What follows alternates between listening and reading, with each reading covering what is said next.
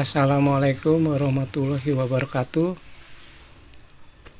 Sekali lagi, mari kita bongkar tipu-tipu yang dilakukan oleh gerombolan lembaga survei.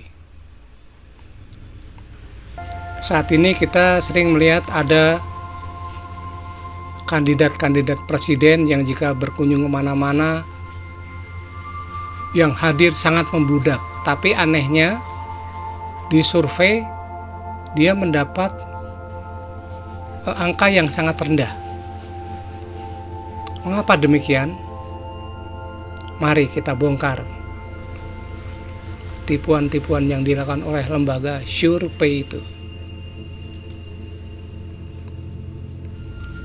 Prolog. Kampanyenya selalu membludak dan penuhi keriuhan. Massa datang sukarela tanpa bayaran karena berharap ada perubahan, yaitu kehidupan yang lebih baik di masa depan. Anehnya, hasil surveinya selalu nomor bontot atau terakhir. Banyak pemirsa dan pendukung yang frustasi dan merasa aneh dengan data yang disajikan di atas. Kok bisa yang kampanyenya selalu ramai justru nomor bontot? Nggak usah heran dan frustasi, sebab kemungkinan besar angka yang tersaji di atas hanyalah manipulasi untuk penggiringan opini. Mari simak terus video ini agar tidak terkecoh dan frustasi. Gerombolan lembaga survei memanipulasi data dan menggiring opini publik untuk mendapatkan cuan dari pemesan survei.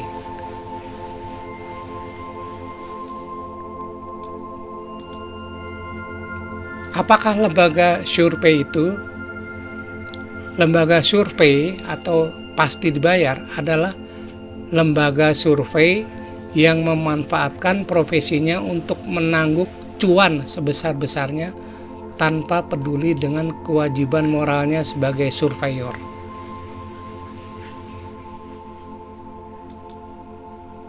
Nah, inilah cara kerja gerombolan lembaga survei. Langkah pertama adalah membentuk persatuan lembaga survei. Misalkan mereka membentuk persatuan lembaga survei, misalnya Perseplik. Tujuannya satu, agar lebih mudah berkoordinasi sesama lembaga survei. Yang kedua, agar kecurangan menjadi tersamar.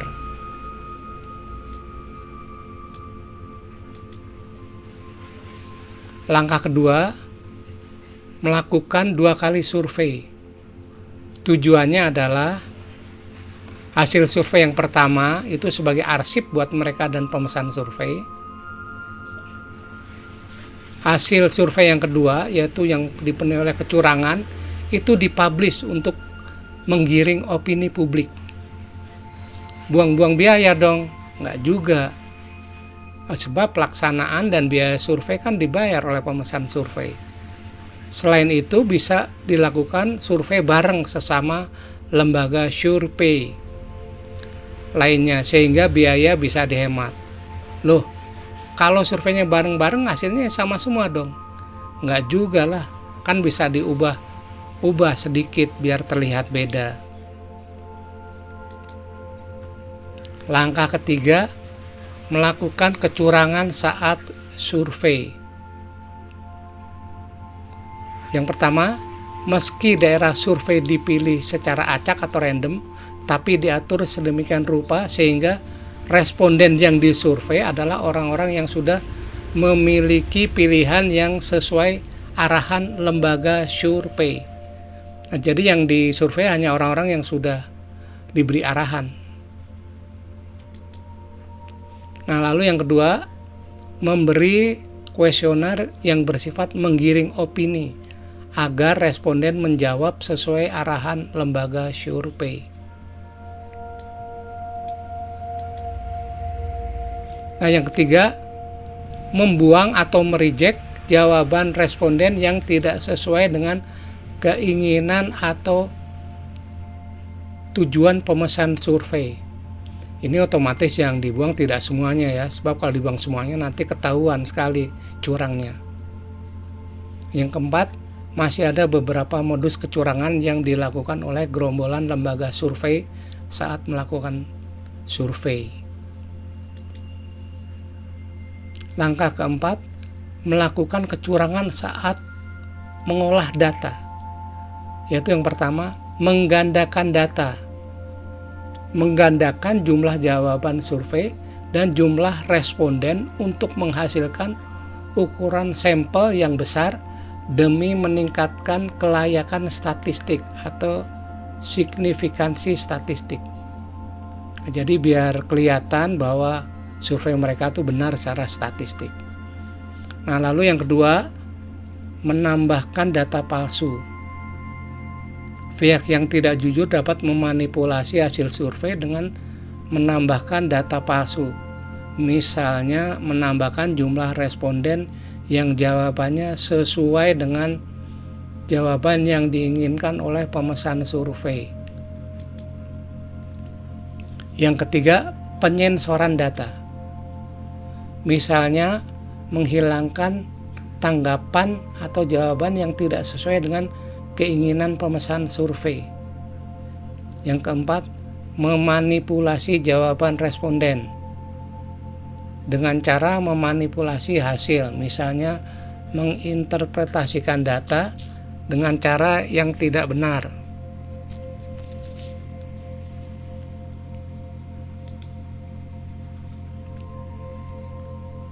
Yang kelima, kesalahan teknis dalam pengolahan data. Kesalahan teknis dalam pengolahan data seperti kesalahan pengkodean atau penginputan dapat menyebabkan hasil survei menjadi tidak akurat. Hanya memang kesalahan ini adalah kesalahan yang wajar dan sangat sulit dihindari. Karena itu ada istilah margin error.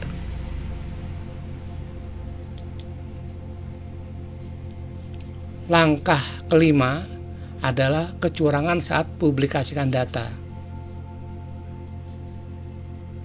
Setelah berlaku curang saat mengumpulkan dan mengolah data, maka gerombolan lembaga survei menampilkan hasil survei yang bersifat menggiring opini seperti contoh di bawah ini.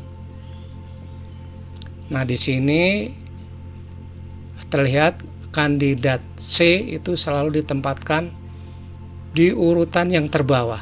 Nah, sementara kandidat A dan B bisa berganti-ganti mana yang data mana yang di bawah. Tujuannya untuk apa? Yaitu untuk menggiring opini.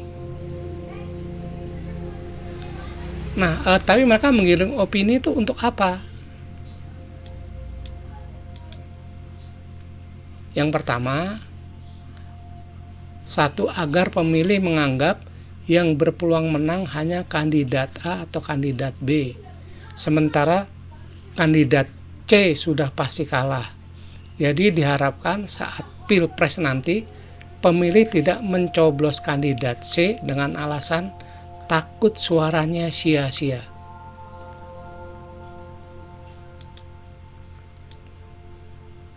Yang kedua,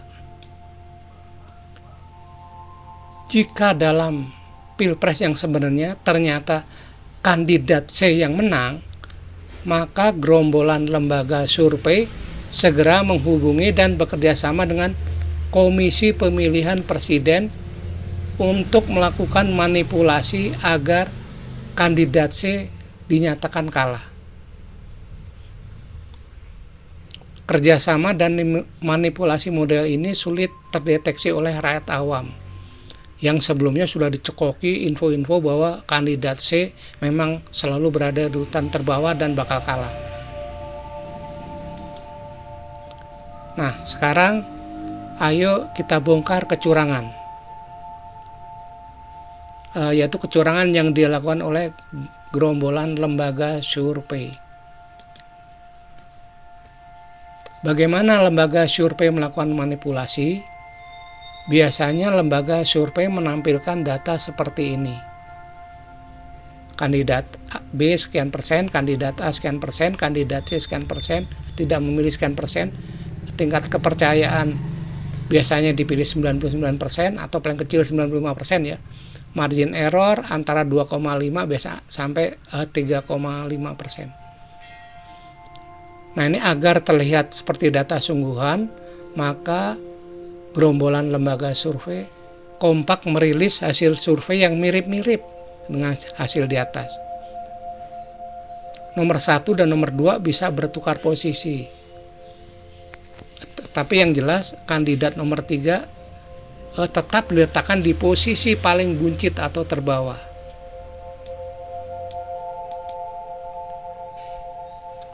Untuk meyakinkan pemirsa saat pemaparan atau presentasi, mereka menunjukkan hasil surveinya akurat, merujuk kepada margin error yang kecil dan tingkat kepercayaan yang tinggi. Biasanya, pemirsa yang awam akan terkecoh dengan pemaparan mereka, sehingga membenarkan kesimpulan gerombolan lembaga survei itu. Apakah pemaparan gerombolan lembaga survei tadi benar? Pasti tidak. Mengapa? Mari simak penjelasan berikut.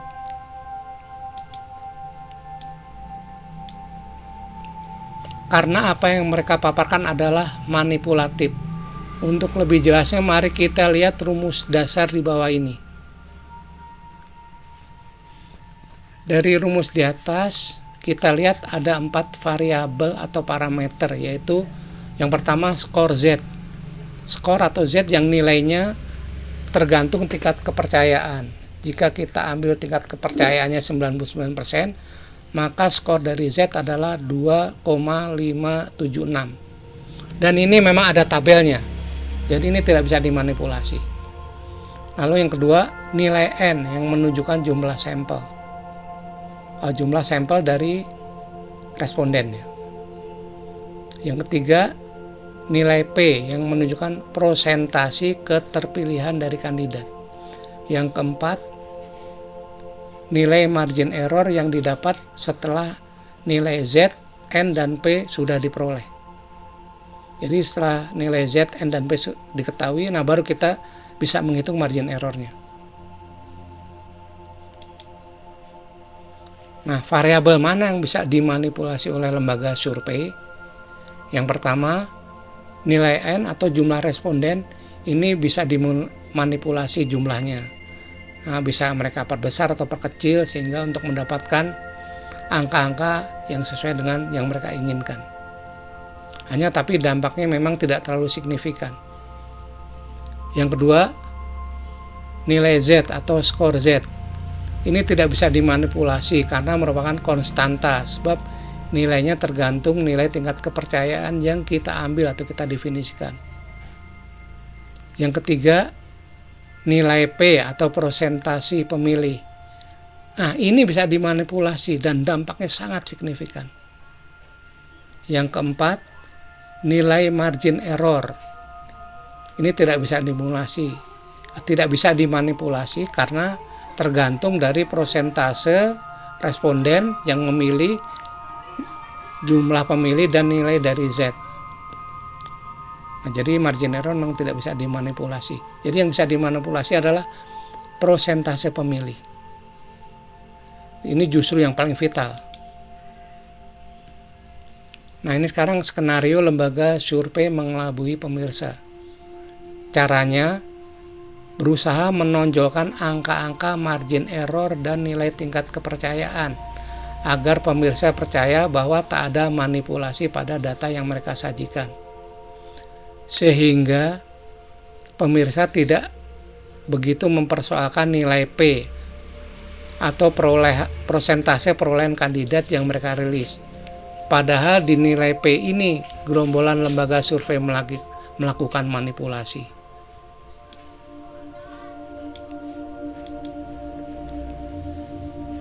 Nah, lalu apa yang harus dilakukan untuk menghadapi manipulasi gerombolan lembaga survei? Yang pertama, jangan tergiring oleh hasil survei palsu yang dilaksanakan oleh gerombolan lembaga survei. Yang kedua, fokus saja pada pemenangan kandidat pilihan Anda.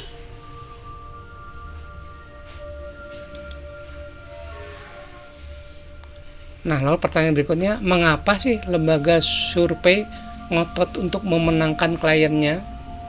Nah, ini alasannya ada dua. Yang pertama, karena ingin dapat bonus yang lebih banyak dari kliennya. Lalu yang kedua, karena diam-diam lembaga survei itu juga biasanya merangkap sebagai tim sukses dari kliennya. Sehingga jika kliennya menang besar, maka cuan yang mereka terima akan semakin besar. Karena itulah mereka mati-matian dan ngotot melakukan berbagai cara untuk memenangkan kliennya. Bapak-bapak, emak-emak, dan semua pemirsa yang sangat saya hormati, jangan sampai kita ketipu sama lembaga survei. Mari tetap dukung calon presiden yang kita nilai paling cerdas dan berniat baik menciptakan kesejahteraan rakyat yang merata dan berkeadilan. Disclaimer, video ini dibuat bukan untuk menyinggung pihak manapun. Yang kedua, setting kejadian video ini terjadi di negara Om Anda yang terdapat di alam hayalan. Yang ketiga, saya berharap video ini bisa menjadi pendorong kebaikan bagi siapapun yang menyaksikannya.